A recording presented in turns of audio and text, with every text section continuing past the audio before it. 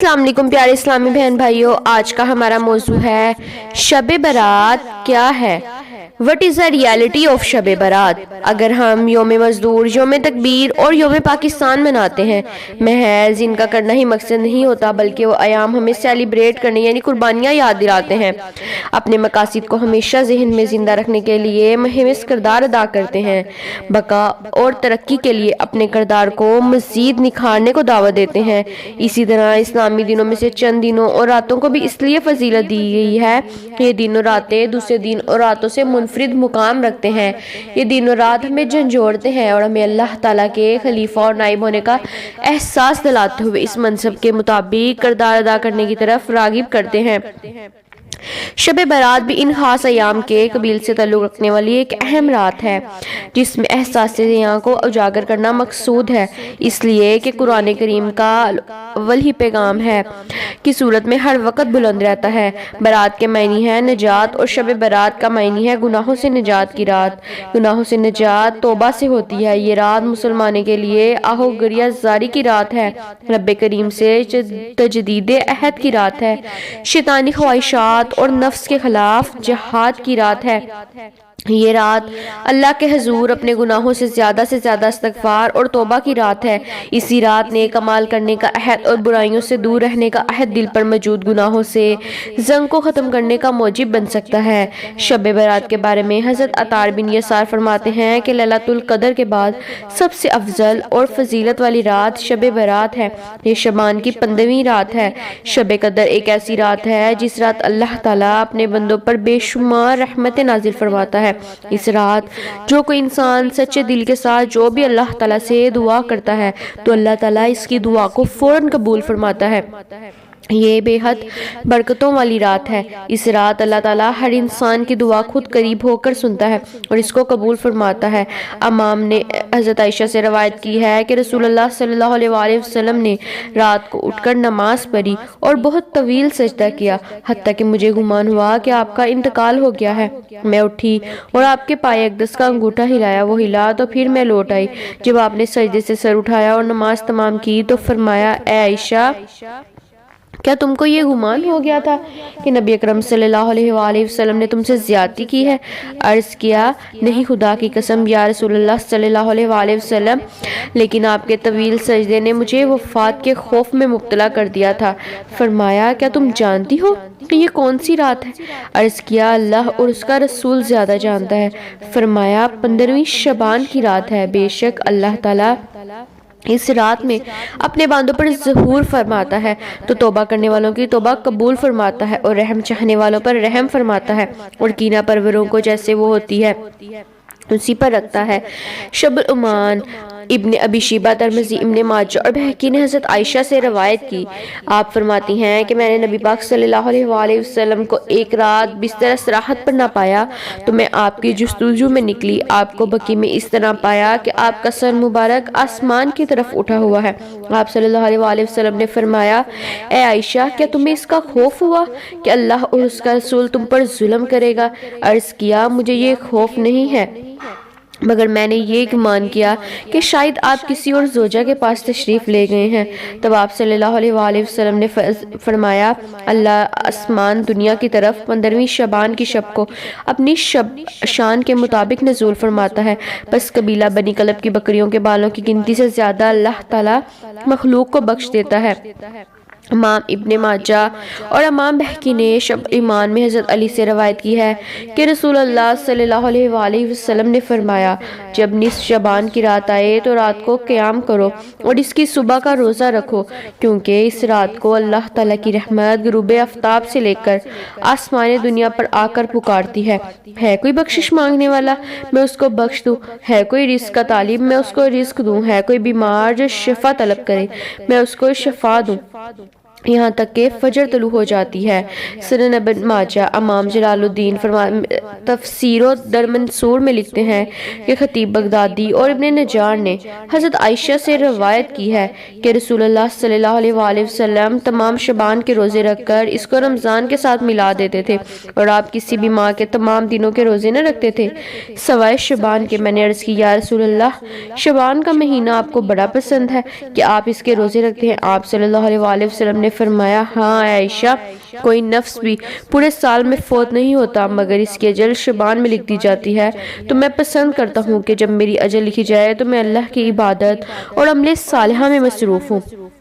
شب برات والے دن اللہ تعالیٰ سورج کے غروب ہونے پر پہلے آسمان پر آ جاتا ہے اور اللہ تعالیٰ اپنی پیدا کی ہوئی ساری دنیا کو دیکھتا ہے۔ جب اللہ تعالیٰ دنیا میں اپنی پیدا کردہ مخلوق کی طرف نظر مارتا ہے تو جس انسان کو جس چیز کی ضرورت ہوتی ہے تو اللہ تعالیٰ اس کی ضروریات کو پورا کر دیتا ہے۔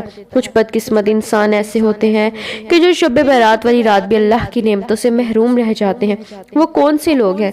ہم آپ کو حدیث کے ذریعے بتاتے ہیں کہ وہ کون سے لوگ ہیں جو شب برات والی ببرکت رات بھی اللہ کی نعمتوں سے محروم ہو جاتے ہیں۔ ایک دفعہ حضرت عائشہ نے رسول خدا سے دریافت کیا، اے اللہ کے نبی، شبان کی 15ویں پر کیا ہوتا ہے؟ حضرت عائشہ کی بات سن کر نبی پاک صلی اللہ علیہ وآلہ وسلم نے جواب دیا، اے عائشہ، اس رات اللہ تعالیٰ پورے سال میں ہونے والے کام کے بارے میں دیکھتا ہے، کس کو پیدا کرنا ہے، کس کو موت دینی ہے، کس کے ساتھ کیا ہونا ہے۔ اللہ تعالیٰ اس رات سب کچھ لکھتا ہے کہ سارے سال میں انسانوں نے کون کون سے اعمال کیے ہیں۔ جس نے نیک اعمال کیے ہوتے ہیں ان کو بخشش عطا کی جاتی ہے۔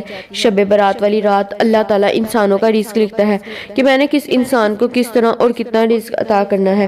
حضرت عطار بن یسار فرماتے ہیں کہ شبان کی 15ویں رات اللہ تعالیٰ روح قبض کرنے والے فرشتے کے ہاتھ میں پورے سال کی فہرست تھما دیتا ہے کہ کس انسان کو کس مقام پر اس کی جان لینی ہے۔ ملک الموت اللہ تعالیٰ کے حکم کی تعمیل کرتے ہوئے انسان کی روح قبض کرتا ہے۔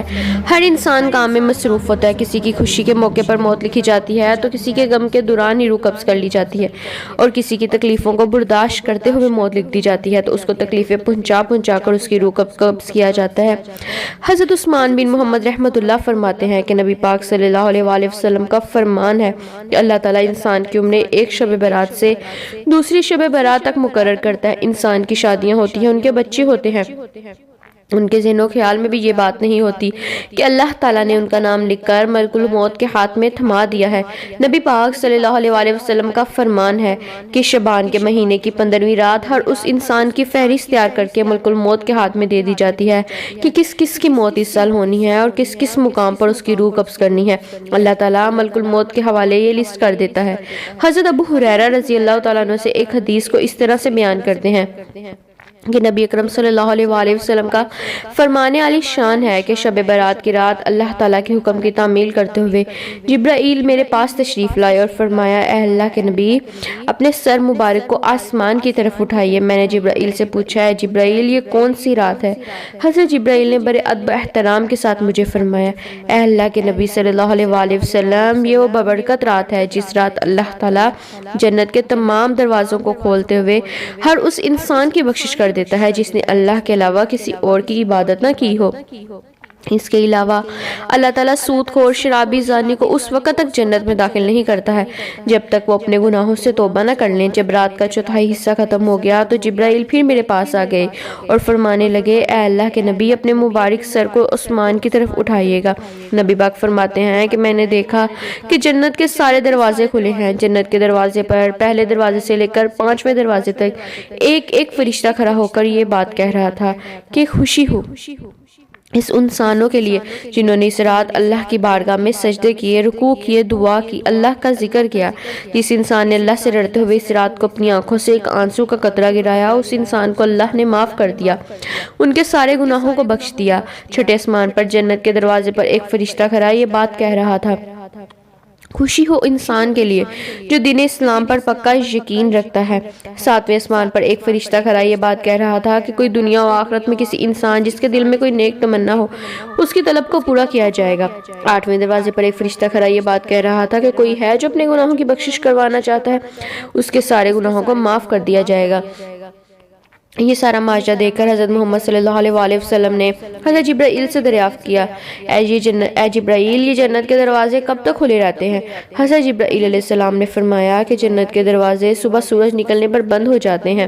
حضرت جبرائیل علیہ السلام نے مزید فرماتے ہوئے کہا کہ اس رات اللہ بے شمار انسانوں کو جہنم سے نکال کر جنت میں داخل کر دیتا ہے حضرت ابو بکر صدیق سے مروی ہے کہ نبی پاک نے فرمایا ہے کہ جب شب برات کی رات کا درمیانی وقت آتا ہے تو اللہ تعالیٰ اس وقت پہلے آسمان پر نازل ہوتا ہے۔ اس رات اللہ تعالیٰ سے بغض رکھنے والے اور اللہ کے علاوہ کسی اور کی عبادت کرنے والے کی بخشش نہیں ہوتی، باقی سب کی بخشش اللہ پاک کر دیتا ہے۔ شب برات ہمارے احوال کو بدل دیتی ہے۔ اگر انسان احسن طور پر اس کے لوازمات پورے کرے تو یہ رات گناہوں کے ختم کرنے میں اہم کردار ادا کرتی ہے۔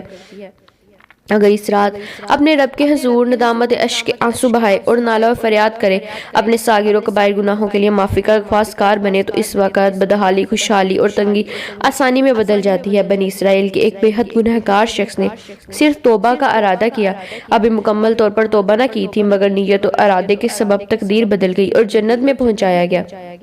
اگر آج حضور پاک صلی اللہ علیہ وآلہ وسلم کی افضل امت کا ایک گنہگار اور سرکش شخص توبہ کرے تو کیا یہ اس کی تقدیر نہیں بدل سکتی؟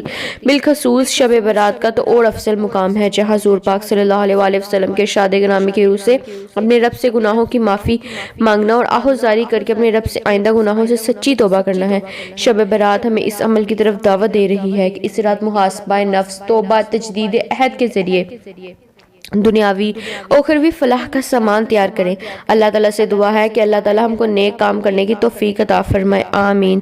اگر آپ کو یہ ویڈیو اچھی لگی تو لائک کریں، شیئر کریں، کمنٹ کریں، اور اس طرح کی مزید اچھی اسلامک ویڈیوز دیکھنے کے لیے چینل کو سبسکرائب کریں۔ شکریہ۔